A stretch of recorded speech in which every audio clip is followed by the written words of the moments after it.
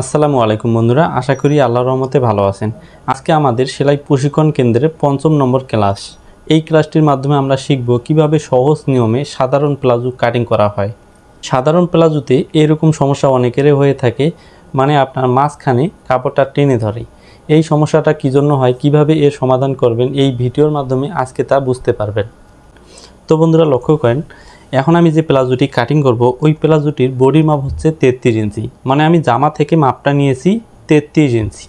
তো আমরা 33 সাইজের এখন একটা প্লাজো কাটিং করব। তো বন্ধুরা সবার আগে আমরা যা করব, এভাবে কাপড়টা খুলে নেব। খুলে নেওয়ার পরে দুইটা খোলা মাথা এক করে নেব। এভাবে দুইটা মাথা এক করব। এই যে খোলা পাশটা আছে এটা কিন্তু সব সময় এভাবে ঘুরাই নেবেন, মানে হাতের বাম পাশে এই খোলা পাশটা রাখবেন এবং হাতের ডান পাশে বন্ধ পাশটা রাখবেন। এরপরে এই কাপড়টা এভাবে আরেকটা ভাঁজ দিয়ে নেব, মানে আমাদের কাপড়টা 4 ভাঁজে ভাঁজ করে নিতে হবে। এরপরে আমাদের যা করতে হবে, এই যে উপরে খোলা পাশটা আছে এই কাপড়গুলো সুচি পুচি আছে, মানে কোনোটা ছোট কোনোটা বড়। তো আমরা যা করব, এই কাপড়টা সোজা একটা দাগ দিয়ে কাটিং করে সোজা করে নেব।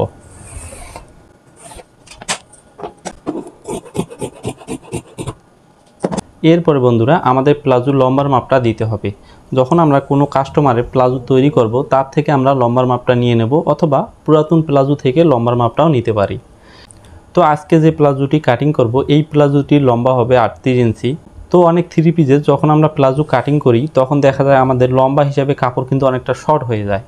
তো আমরা যখন কাপড় শর্ট পাবো তখন কিভাবে কাটিং করব, আমরা সবার আগে নিচ থেকে মার্জিন দেওয়া শুরু করব। মানে আমরা পায়ের মুখ ঠিক রেখে উপরে যতটুকু পরিমাণে আমাদের জয়েন দেওয়া দরকার আমরা উপরে জয়েন দেব, কখনো আমরা পায়ের মুখে কিন্তু জয়েন দেব না, ঠিক আছে? তো এটা মনে রাখবেন, সব সময় উপরে জয়েন দেওয়ার চেষ্টা করবেন, তাহলে থ্রি পিসটা যখন পরবে তখন কিন্তু কামিজের নিচে আপনার জয়েনটা ঢেকে যাবে, তখন এটা দেখতে খারাপ লাগবে না। আর যদি আপনি নিচে জয়েন দেন তাহলে কিন্তু বোঝা যাবে, দেখতে খারাপ লাগবে। তো বন্ধুরা এটা যেহেতু গজ কাপড়, এখানে কাপড় নেওয়া আছে 2 গজ 4 গিরা, ঠিক আছে? তো এখন এখানে লম্বার মাপটা দিতে হবে। তো এই প্লাজোটির লম্বা হচ্ছে 38 ইঞ্চি। তো আমরা সব সময় নিচ থেকে মাপ দেওয়ার চেষ্টা করব, ঠিক আছে? মানে উপরে কই থাক ওটা দেখার বিষয় না, আগে নিচে পায়ের মুখের মাপটা দিতে হবে। তো সবার আগে নিচে যদি আমরা চওড়া মোনানি দেই, অনেকে আছে এরকম 2 ইঞ্চি চওড়া মোনানি দেয়, অনেকে আছে আবার চিকন করে দেয়। হ্যাঁ, এটা আপনার ওপর ডিপেন্ড করবে। আপনি যদি চওড়া পড়েন চওড়া দেবেন, চিকন পড়লে চিকন দেবেন। তো আমি এখানে দেব 2 ইঞ্চি পরিমাণে, তারপরে যদি উপরে শর্ট হয় তাহলে উপরে আমি জয়েন দেব। তো বন্ধুরা এখানে 2 ইঞ্চি পরিমাণে আমি কাপড়টা রাখবো, তাহলে সেলাই দেওয়ার পর 1.5 ইঞ্চি কিন্তু নিচে বর্ডারটা আসবে। তো এখানে আমি 2 ইঞ্চিতে একটা মার্জিন দিয়ে নেব। এভাবে নিচ থেকে সব সময় মার্জিন দিবেন, তাহলে আপনার যদি কাপড়ের সমস্যাও হয়ে থাকে বা শর্ট পড়ে থাকে তাহলে এই সাইডের কাপড় দিয়ে আপনার জয়েনের কাপড়টা হয়ে যায়। এরপরে আমরা এই দাগ থেকে লম্বার মাপটা দেব। যেহেতু লম্বার মাপের কোনো সূত্র নাই, আপনি কাস্টমারের কাছ থেকে জেনে নেবেন কত লম্বা নিবে, বা পুরাতন সেলোয়ারেরও মাপ নিতে পারেন। তো এখানে আমি প্লাজোর লম্বার মাপটা দেব। আমার এই প্লাজোর লম্বা হচ্ছে 38 ধরলাম। ধরার পরে উপরে দেখব কত দূর আসে। তো লক্ষ্য করেন উপরে কিন্তু এখানে হাফ ইঞ্চি পরিমাণে বাড়তি আছে। তো হাফ ইঞ্চি দিয়ে তো আর আপনার রাবার লাগানো যাবে না। আমরা যা করব, আমাদের এই সাইডে যে কাপড়গুলো থাকবে এগুলা জয়েন দিয়ে আমরা রাবারের ভিতরের অংশের কাপড়গুলো আমরা দিয়ে নেব। তো এখান থেকে আমি এখানে আরেকটা দাগ দিলাম টোটাল লম্বার ভিতরে। এরপর বন্ধুরা হাইয়ের মাপটা আমাদের বের করতে হবে। তো বিয়াস লক্ষ্য করেন, সাধারণত আমরা একটা নর্মাল মেয়ে, মানে বেশি লম্বাও না বেশি খাটো না বেশি মোটাও না বেশি চিকন না, এইরকম মেয়েদের যে কোনো সেলোয়ার যখন কাটিং করি তখন আমরা কিন্তু 14.5 দিয়ে কাটিং করি। তো এটা আপনি মনে রাখবেন, মিডিয়াম যে কোনো সাইজের আপনি প্লাজো হোক বা নর্মাল সেলোয়ার হোক বা আপনি প্যান্ট কাটিং সেলোয়ার হোক, ঠিক আছে, নর্মাল একটা মেয়ের হাইটটা হয়ে থাকে 29 ইঞ্চি, 29-এর অর্ধেক হলে হয় 14.5 ইঞ্চি। তো আমরা কিন্তু নর্মালি 14.5 দিয়ে কাটিং করি। এখন যদি মেয়েটার লম্বা হয় সেই হিসাব করে আমরা একটু বাড়ায় দেই, আর একটু যদি মোটা হয় সেই হিসাব করে কেউ কল্লি দেয়, কল্লির হিসাবটা আলাদা করে নিতে হয়, কল্লির হিসাবটা আমি অন্য ভিডিওতে বোঝাবো। তো হাইয়ের হিসাবটা এরকম হলো, নর্মালি 14.5 ইঞ্চি দিয়ে কাটিং করবেন। যদি বেশি লম্বা আপনার কাছে মনে হয় মেয়েটা বেশি লম্বা, তাহলে এখানে আপনি হাফ ইঞ্চি বা 1 ইঞ্চি বাড়ায় দেবেন। আর যদি খাটো মনে হয় সেই হিসাব করে আপনি এখানে 14.5 আছে 14 দিবেন বা 13.5 দিবেন, এগুলো হিসাব করেই কিন্তু আপনাকে এই হাইয়ের মাপটা দিতে হবে। তো বন্ধুরা যেহেতু এটা মিডিয়াম একটা আমি, তাই আমি 14.5-তে সেলোয়ারের হাইয়ের মাপটা দিয়ে দেব। এরপরে এই দাগটা এভাবে সোজা দিয়ে দেব। তো বন্ধুরা, সবার আগে আমরা পায়ের মুখের হিসাবগুলো দেব। প্লাজো কিন্তু অনেকেই অনেক সিস্টেমে পড়ে থাকে, কেউ আছে এই পুরাটা লুজেই নেয়, ঠিক আছে, মানে পুরাটা ঘেরে নিয়ে কাটিং করে, এটাও পড়তে পারে, কোনো সমস্যা নাই। আবার আপনি কাস্টমারকে জিজ্ঞাসাও করতে পারেন আপনি পায়ের মুখটা কত ইঞ্চি রাখবেন, বা পুরাতন সেলোয়ার থাকলে মাপ নিতে পারেন, কোনো সমস্যা হবে না। তো আমি এই প্লাজোটির পায়ের মুখটা রাখবো 20 ইঞ্চি, মানে আমাকে 20 ইঞ্চি রাখতে বলছে, তাই আমি 20-এ রাখবো, ঠিক আছে। তো 20-এর অর্ধেক করলে হবে 10। হ্যাঁ, এখানে আমি 10 ইঞ্চি দেব এবং সেলাই প্লাস 1 ইঞ্চি বাড়িয়ে নেব। আপনি যদি চান পুরো ঘেরেই দিতে পারেন, কোনো সমস্যা হবে না। যেহেতু আমরা নর্মাল একটা প্লাজো কাটিং করতেছি, এখানে কিন্তু পুরো ঘের দিলে ভালো লাগবে না। এরপরে বন্ধুরা লক্ষ্য করেন এখানে হাইয়ের হিসেবে, এখানে এখন আমরা লুজ কত দেব, কত সাইজের জন্য কত ইঞ্চি লুজ দেব। তো লক্ষ্য করেন আপনি যত সাইজের প্লাজো কাটিং করেন না কেন, আপনি যে সাইজটা থাকবে ওই সাইজকে 4 দিয়ে ভাগ করতে হবে, ঠিক আছে। তো যেহেতু আমরা 33 সাইজের একটা সেলোয়ার কাটিং করতেছি, তাই আমরা 33-কে 4 ভাগ করব। 4 * 32 33, মানে 8 ইঞ্চি 2 সুতা। তো এখানে আমরা 8 ইঞ্চি 2 সুতাতে একটা মার্জিন দিয়ে দিলাম। তো এরপরে এখানে আমাদের লুজ দিতে হবে।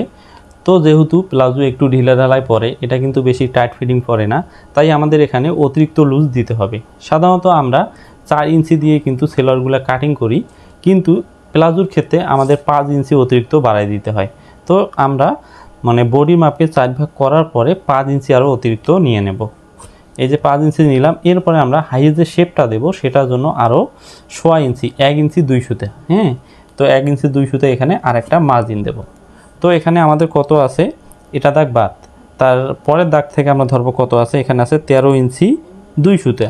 তো বন্ধুরা লক্ষ্য করেন, যেহেতু প্লাজোর আপনার এই জায়গাটাও লুজ হয়ে যাইতেছে, উপরটাও লুজ হয়ে যাইতেছে, যখন আমরা রাবার সেটিং করব, এই লুজটা বেশি থাকার কারণে যখন চওড়া রাবার সেটিং করা হয় তখন কিন্তু অনেক কাপড় এখানে জড়ো জড়ো হয়ে থাকে, ঠিক আছে। যেহেতু আমাদের হিপ থেকে কোমরটা চিকন হয়ে থাকে, তাই আমাদের এটাও কিন্তু হালকা একটু কমাই দিতে হবে, মানে আমাদের এই জায়গা থেকে এই জায়গা একটু চিকন করে নিতে হবে, কম করে নিতে হবে, ঠিক আছে। তো এখানে আমরা দিছি 13 ইঞ্চি 2 সুতা, এখানে আমরা দেব 12 ইঞ্চি 2 সুতা, মানে 1 ইঞ্চি কম দিলাম, ঠিক আছে। তাহলে আপনার রাবার লাগার সময় এখানে কাপড়গুলো আর জড়ো হয়ে থাকবে না। এরপরে এই হাইয়ের শেপটা এভাবে সুন্দর করে টেনে দেব।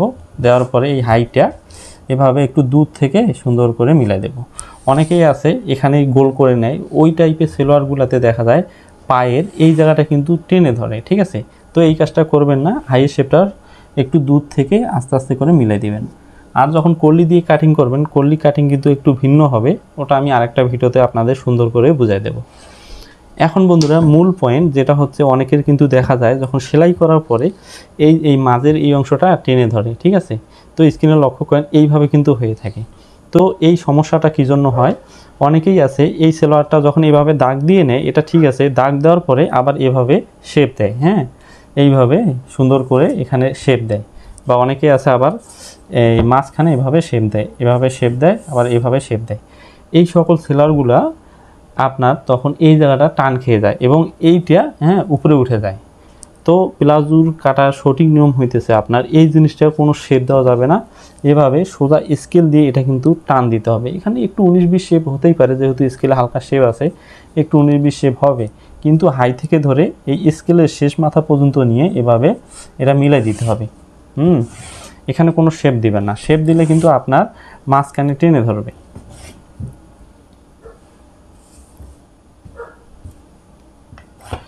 আর এই জায়গাটায় হালকা একটু কোনা করে নেবেন, কেননা যখন আমরা এটা সেলাই করব না, সেলাই করার পর কিন্তু আপনার এই জিনিসটা উপরে উঠতেছে, যখন এটা সোজাইভাবে কাটিং করে দেবেন এটা শর্ট খেয়ে যাবে।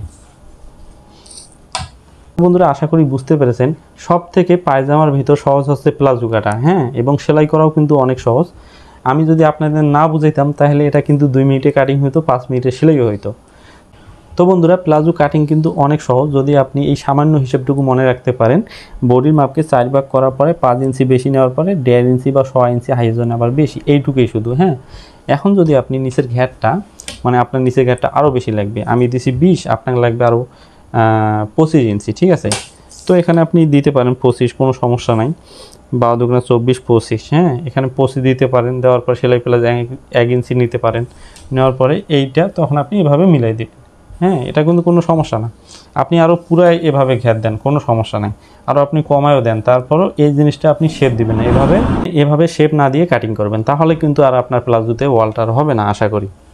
তো বন্ধুরা এই প্লাজোটা যখন আমি সেলাই করব তখন আপনাদের আরও বিস্তারিত আমি বুঝাই দেব, মানে কত সাইজের জন্য কত ইঞ্চি রাবার কাটিং করবেন এবং রাবার কিভাবে লাগাতে হয়। অনেকে আছে কাপড়গুলো জড়ো হয়ে থাকে, অনেকে আবার আছে চড়া রাবার লাগাতে পারে না। তো সেলাই ভিডিওটা দেখলে আপনার সহজেই সব কিছু বুঝতে পারবেন। তো অনুরোধ রইল, ডেসক্রিপশনে লিঙ্ক দেওয়া থাকবে, সেখান থেকে সেলাই ভিডিওটা দেখবেন।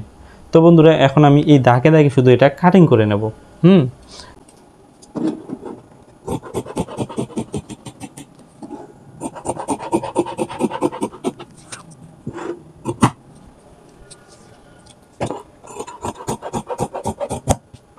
তো বন্ধুরা এভাবে কাটিং করে নেওয়ার পরে এখন এখানে যে আমার যে ভিতরে কাপড়টা জয়েন দিতে হবে ওই কাপড়টা এখন আমরা কাটিং করব।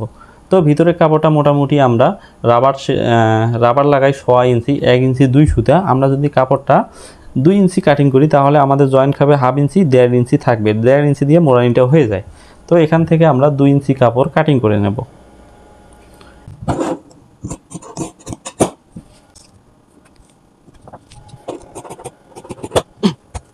তো এই কাপড়টা এভাবে জয়েন দিয়ে এটা কিন্তু রাবারের ভেতরে চলে যাবে, মানে ভেতরে আমরা যে মোড়ানি দেই না ওই কাপড় এটা, ঠিক আছে। তো বন্ধুরা এভাবেই কিন্তু খুব সহজে আপনি যে কোনো সাইজের প্লাজো কাটিং করতে পারেন যদি আপনার এই সামান্য হিসাবটুকু মনে থাকে। তো ভিডিওটা ভালো লাগে অবশ্যই ভিডিওটাতে একটা লাইক দিবেন এবং আপনার সুন্দর মন্তব্য কমেন্ট করে জানাবেন এবং আমাদের পরবর্তী ক্লাসের জন্য অপেক্ষায় থাকবেন। ধন্যবাদ, ভালো থাকবেন, সুস্থ থাকবেন, আল্লাহ হাফেজ।